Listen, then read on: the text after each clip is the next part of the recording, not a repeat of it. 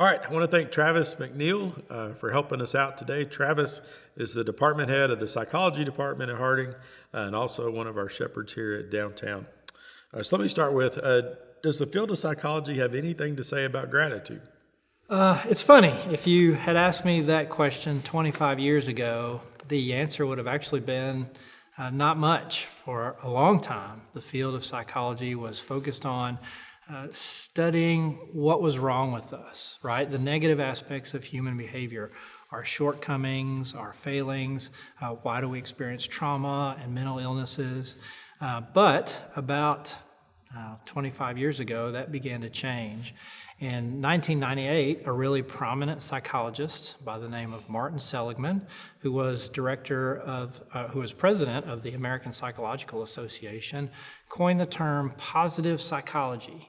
And that was in response to an emerging movement within the field in which psychologists started to think about and focus on human strengths and the positive aspects of our character and virtues. And one of those was gratitude. And so psychological research on gratitude was virtually non-existent until the year 2000 or so.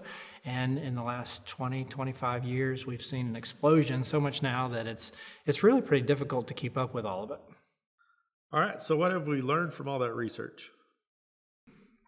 So it's hard to know where to begin. Dr. Robert Emmons is arguably the leading expert on the study of gratitude. He's the psychologist that's done the most research in this area. And he says that gratitude is the deepest touch point of the human existence. He has come to believe from his research that it is absolutely invaluable. In one of his studies, he divided a group of participants into 3 groups. In one of those groups, people wrote about things that they were thankful for. In another group, they wrote about things that were their concerns or the challenges that they were dealing with in their lives. And the third group just wrote about things that were neutral in their lives. And he wanted to see at the end of that if there were differences between the groups, and he found significant ones. The gratitude group was more thankful for the things that they were experiencing in their lives, but they also just in general felt better about their lives. They reported feeling more alert and more motivated, and that they were making significantly more progress toward their goals, schoolwork, relationship, fitness, all of those sorts of things. Later, he did a similar kind of study with 6th and 7th grade children in school. He just had them journal about things that they were thankful for. And then at the end of the study, he found that those kids who had been journaling about things that were positive in their lives were more optimistic and just they felt better overall about their lives. They had greater life satisfaction. And they also included some of the teachers in that study too, and they found that the teachers who had been journaling about gratitude reported feeling less burnout in their jobs and significantly more life satisfaction. And so we've seen, this is just 3 studies from a mountain of research that's out there on gratitude now. And through a variety of those studies, we have learned that gratitude has lots of positive effects. It increases emotional well-being. People who are grateful are just happier. It leads to greater motivation and achievement. They are accomplishing more in their lives. They're less likely to experience depression. And when they experience trauma or challenges, they respond with more resiliency to those difficult aspects of their lives. The studies have also shown that gratitude has an effect on our relationships, that we make better social connections. We're more endearing to people when we're thankful, so we connect more easily with people. It leads to feeling more positively about partners in intimate relationships and our marriages when we're grateful. So there's this whole host of positive effects of being thankful. The bottom line is that grateful living is strongly linked to better experiences and better outcomes. We see that the good things in life become amplified and the things that are negative become less prominent, less significant to us.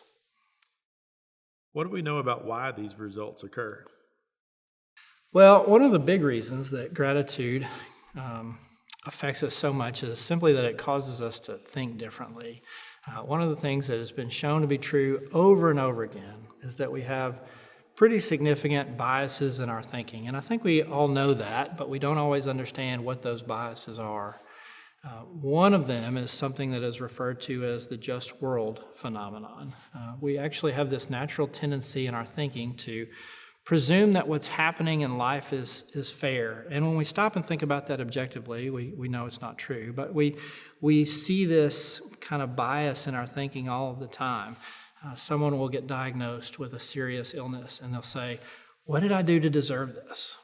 Well, we know that they didn't do anything to deserve this, but this tendency in our thinking to believe that what's happening in our life is fair is sort of this natural tendency. We see a homeless person on the side of the road, and we may have an inclination to think, what choices did that person make to lead them to these circumstances? And the underlying bias, again, is this sense that the world is fair, that the outcomes that we're reaching are the deserved outcomes. We even see this in the story in John 9 of the man that's born blind. Jesus' disciples come to him and they say, "Rabbi, who sinned that this man was born blind, him or his parents?" And Jesus says, "You're thinking about this all wrong. It wasn't either of those things. This happened so that God's will could be done in his life." But you see the disciples' bias, this sense that the world is fair and things are happening to promote some sort of cosmic justice. Of course, this kind of thinking also affects us at the opposite end of the spectrum. When we find ourselves in very favorable circumstances, we may tend to presume that we're deserving of those. I have monetary wealth, or I have my health, and so I must have done good to deserve that. I must have made some good choices. I'm worthy of this. One of the big consequences of thinking like this is that I may feel entitled to the blessings that I have. Instead of feeling grateful, I feel deserving. Gratitude diminishes that sense of entitlement, and it kind of pushes back against this bias in our thinking that the world is just and fair. And that's just one example. There's another cognitive bias called the negativity bias. And what it says is that our brains tend to focus on what's going wrong in our lives rather than what's going right, and to respond more strongly to the negative aspects of our life. Gratitude helps to counter that. It makes the good in life seem more evident and obvious to us. So gratitude has the overall effect of causing us to perceive and process more positively the things that are going on in our world by replacing the lenses through which we perceive and process the world. When we see the world through a lens of gratitude, it shifts our perspective from one of scarcity to one of abundance. It changes us to seeing life as a gift instead of a burden, and it starts us from a position of satisfaction rather than deprivation. We just think differently when we're grateful. There is also now some emerging research in the field of neuroscience that looks at our brains and the chemicals in our brains and how they work. And we have learned that being grateful affects a couple of chemicals, neurotransmitters in our brain. One of them is dopamine, and dopamine is the chemical that gets activated when we experience something that's rewarding. It motivates us. It helps us to do things that are desirable, and thankfulness activates those dopamine pathways, those reward pathways in our brain. Thankfulness also causes the production of more serotonin. Serotonin is the neurotransmitter that gives us a sense of being happy in life and as though life is good. And when we treat people for depression, a lot of times the medications that we use focus on changing the amounts of serotonin in the brain. Well, being grateful, practicing thankfulness actually causes the production of more serotonin. So we see changes in our cognition, and we see changes even in how our brain is functioning. So there seem to be a lot of reasons that gratitude is really, really good for us.